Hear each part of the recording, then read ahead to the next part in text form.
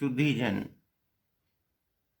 इतिहास को समझने की भी ज़रूरत होती है, इतिहास को पढ़ने की भी ज़रूरत होती है, इतिहास को निरंतर लिखते रहने की भी ज़रूरत होती है, ताकि आने वाला दौर किसी भी हालत में हमारे इस राष्ट्र के संबंध में कोई काल्पनिक बात सामने न रख सके। आपने देखा होगा वर्तमान परिस्थितियों में जो इतिहास एक खास वर्ग के लोगों द्वारा तैयार किया गया है, वह इतिहास धीरे धीरे अपनी वास्तविकता और वास्तविक परिस्थितियों को खोता जा रहा है। वो वर्तमान के हिसाब से अनुकूल नहीं है। संस्कृति का 5वां अध्याय इसीलिए व्यक्त कर रहा हूँ। संस्कृति के 5वें अध्याय की प्रस्तावना के तौर पर आपके सामने कुछ तथ्य लाना चाहता हूँ। लगभग 2 लोगों ने, एक पूज्य कवि रामधारी सिंह दिनकर जो लेखक भी थे, की कृति संस्कृति के 4 अध्याय तथा दूसरी वोल्गा से गंगा तक, ये दोनों कृतियों में जो समानता देखी गई हैं वह भारत के या संस्कृति के इतिहास को लगभग 3 या 4 हजार साल पुराना ही बताते हैं।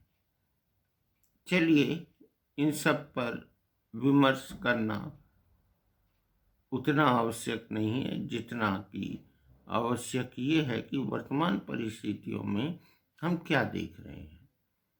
तो हमें 1956 के पहले तक के मामले को छोड़ते हुए 1956 से लेकर आज दिनांक तक यानी वर्तमान समय तक के हिस्से को समझने के लिए कालखंड को दशकों में बांटना चाहिए। और जिस तरह से 1957, 58, 59 और 60 ये 4 साल हैं, इसे हम लगभग आधा दशक मान लें। वैसे गणितीय आधार पर तो ये पूर्ण अर्धवर्ष नहीं माना जाएगा, लेकिन मान लें।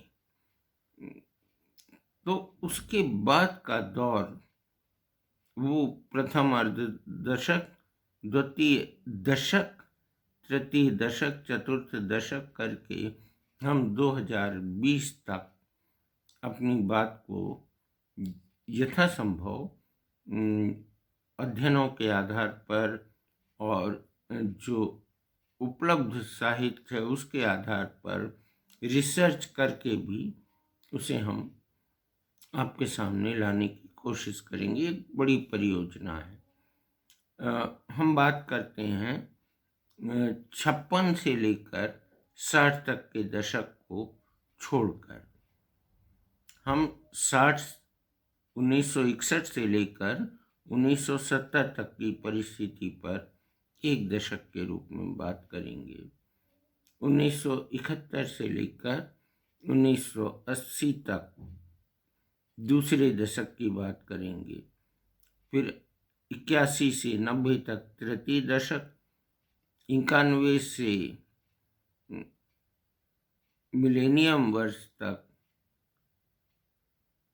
एक चतुर्थ दशक। इस तरह से हम कोविड तक का दशक इसमें शामिल कर लेंगे। वर्तमान में भी हमने इसे कोविड को 2020 तक रखा है, क्योंकि जनवरी में हम ये मानते हैं कि हम वैक्सीन पा चुके हैं और वैक्सीन के बाद हम अलग से उस कालखंड को गिनेंगे। और अध्ययन इसी तरह से हो। यह अध्ययन केवल विमर्श के लिए कि आप ये चर्चा जो मैं अभी कर रहा हूँ यह आपसे विमर्श के लिए है। आप इस प्रस्तावना में इस कॉन्सेप्ट में, क्षमा करेंगे, प्रस्तावना नहीं, इस कॉन्सेप्ट में अपना कोई अभिमत देना चाहते हैं तो कृपया ज़रूर आप टिप्पणी में दे सकते हैं, सुझाव दे सकते हैं और असहमति भी व्यक्त कर सकते हैं, आपका अधिकार है। कोई शिकायत नहीं असहमतियों से, असहमतियों का स्वागत है, अस्वीकार्यता होनी भी नहीं चाहिए, लेकिन हमें एक अध्ययन करना है 10-10 साल के सेगमेंट का, और बेहतर है कि 1 से लेके 0 तक, ठीक है, इसका अध्ययन करें।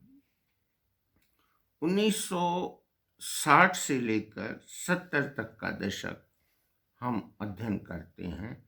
उदाहरण के तौर पर आज की इस प्रस्तावना में यह वो दशक था जब भारत एक तरह से सबसे कमजोर था सामरिक कारणों मुद्दों पर, बावजूद इसके कि इस देश के सिपाही बहुत मजबूत, करेजियस और भारत परस्त थे, वतन परस्त थे। उस दौर में यह भी कहा गया कि आर्मी की हमको ज़रूरत नहीं है। उसके पहले कहा जा चुका था, ये हमारी आज़ादी के पूर्व ही ऐसा मंतव्य था नेताओं का, और ठीक है, उनकी अपनी सोच है, एक आदर्श विश्व की कल्पना कर रहे थे वे। लेकिन जैसे ही आज़ादी के पूर्व, विभाजन के पश्चात तक की परिस्थितियां हैं, उस पर सारी बातें कश्मीर पर जाकर केंद्रित हो जाती हैं, और कारण भी वही कबीलेयाई आक्रमण होता है जो पाकिस्तान द्वारा प्रमोट किया गया होता है। और यह स्थिति बिना वैश्विक शह पर पाकिस्तान जैसा कमजोर देश नहीं बना सकता था। इस स्थिति में भारत को लाकर खड़ा कर दिया तब, जबकि भारत नया नया आज़ाद हुआ था। तब जब भारत की क्रांतिकारी नेताजी सुभाष चंद्र बोस अनुपस्थित थे, तब एक ऐसे विश्व की कल्पना की थी हमारे लीडर्स ने और हमारे लोगों ने कि यह विश्व बिल्कुल यूनाइटेड नेशंस के जरिए ऑपरेट होता है, और यूनाइटेड नेशन में जाएंगे, सारी समस्याओं को निराकृत करा देंगे, इन्हें हम समाप्त कर देंगे। यहाँ तक की रिकमेंडेशंस थी कि भारत को आर्मी की और फौज की ज़रूरत ही नहीं है। ये आश्चर्य की बात है, उस दौर में हम इतने युद्ध भोग चुके थे, चाहे वो कबीलों के कबीलियाई आक्रमण हो, पाकिस्तान प्रायोजित, या पंचशील का खुला हनन हो चाइना की ओर से। ये बड़ी दुखद परिस्थिति थी। ऐसा नहीं कि हमारे भारतीय वीर जवान रणबांकुरे नहीं थे, उनका तो रक्त भी रण के लिए बड़ा खतरनाक होता है, रण में आने वाले दुश्मनों के लिए।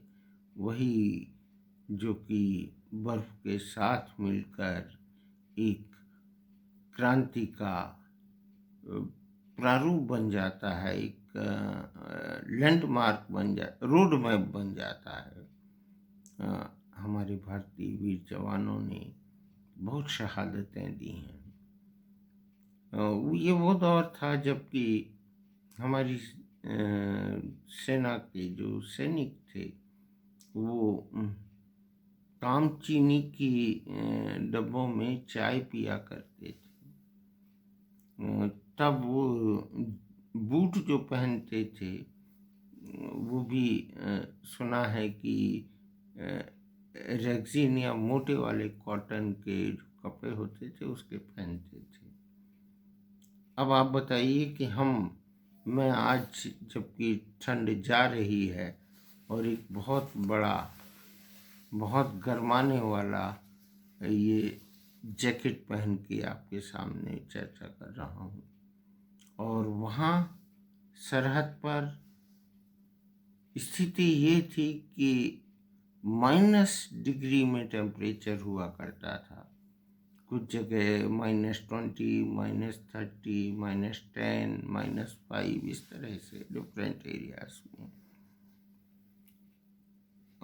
ये वो दौर था। बावजूद इसके इस देश में सेना को उतना प्रबल सिचुएशन पर, स्टेटस पर नहीं रखा गया था, जबकि इस देश की सीमाएं बहुत कमज़ोर थीं। ये एक दार्शनिक पहलू हो सकता है एक आदर्श विश्व के लिए कि सेना की उतनी ज़रूरत नहीं है, लेकिन वास्तव में आप विचार कीजिए, एक सच्चे भारतीय होने के नाते क्या भारत को सेना की ज़रूरत नहीं थी? तब भी थी, अब भी है। तब भी सेना को नकारने वाले थे, अब भी सेना को नकारने वाले लोग हैं, अपना नैरेटिव पेश कर रहे हैं। इससे कोई फर्क नहीं पड़ता। अब हम तकनीकी रूप से भी हमारी सेना लगभग संपन्न होती जा रही है। एक वो दौर था जब हम वीटो पावर हमारी हाथ से फिसल गया, हमने फिसल जाने दिया। ये वो दौर था। अब संस्कृति के 5वें अध्याय में हम देखेंगे कि इन सब परिस्थितियों का समाज पर क्या असर पड़ा। संस्कृति के 5वें अध्याय के शुरुआत में हम चर्चा करेंगे स्वतंत्रता के उपरांत, ख़ास तौर पे 70 के दशक और 60 के दशक के उत्तरार्ध वर्षों में भारतीय मध्यम वर्ग की स्थिति, निम्न आय वर्ग की स्थिति, भारत के अंदर जातीय समीकरण, भारत के अंदर की धार्मिक सहिष्णुता, सेक्युलरिज्म, यह मैं आज प्रस्तावना में ही परिभाषा दे देता हूँ। मैंने आपके सामने विचार रखने की बात रखता हूँ, परिभाषा तो क्या सुनिश्चित है। सेक्युलरिज्म और धर्म दो अलग अलग चीज हैं। सेक्युलर जो होते हैं वो जो रिलीजन है उसको यथासंभव उसके निरपेक्ष होते हैं, लेकिन जो धर्म है उसके निरपेक्ष नहीं होते। इन बालों का बढ़ना इनका धर्म है। सेक्युलर सोच इन बालों के बढ़ने के निरपेक्ष नहीं हो सकती। मित्रता करना, आपसे संवाद करना, ये मेरा धर्म है। इससे कोई भी सोच निरपेक्ष नहीं हो सकती। धर्म की तो बहुत सारी परिभाषाएं, उसको हम प्रस्तुत करेंगे, उस पर भी बात करेंगे। तो रिलीजन जो है उनके निरपेक्ष जरूर हो सकती है। रिलीजन जो है वो पंथ है। पंथ का अपना एक ऑब्जेक्ट होता है, पंथ की अपनी एक व्यवस्था होती है। सनातन की अपनी कोई व्यवस्था ऐसी नहीं है जिसमें कि नई चीज को समाहित ना किया जा सके, और जो नई चीज को, नए डायमेंशंस को, नए इन्वेंशंस को आत्मसात कर लेता है वो धर्म है। देश काल परिस्थिति के अनुरूप आचरण, विचार, खान पान ये धर्म की परिधि में लाया जा सकता है, लाया भी जाना चाहिए। लेकिन अब एक कोड बना दिया, कोई भी कोड कभी धर्म नहीं होता कि भाई ठीक है, हमें पुरुष हैं तो हमें ये करना चाहिए, महिला है तो उसे वो करना चाहिए। तो इसमें मेरा थोड़ा डिफरेंस है, इसे अपने आगे अध्यायों में आपसे चर्चा करूँगा कि धर्म, रिलीजन, सेकुलरिज्म यानी निरपेक्षता का भाव, ये क्या होना चाहिए। इन नैरेटिव्स को आपके बीच में लाने की कोशिश करेंगे। जय हिंद, जय भारत। कल 26 जनवरी 2021 भारतीय गणतंत्र का पर्व आप सबको मुबारक हो।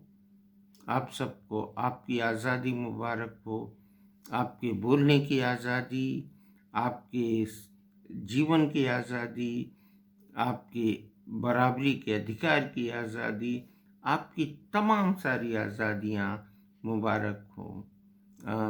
इस चेतावनी के साथ कि इन आज़ादियों में से क्या कमी रह गई है, ऐसी कौन सी कमी रह गई है कि हमें चाहिए आज़ादी के नारे लगते हैं, हिंदुस्तान से आज़ादी के नारे लगते हैं, अजीब व गरीब नारे लगते हैं, कभी इमोशंस के साथ कुछ नारे लगाए जाते हैं, कभी अजीब परिस्थितियों के साथ नारे लगाए जाते हैं, अजीब व गरीब विषय पर नारे लगाए जाते हैं।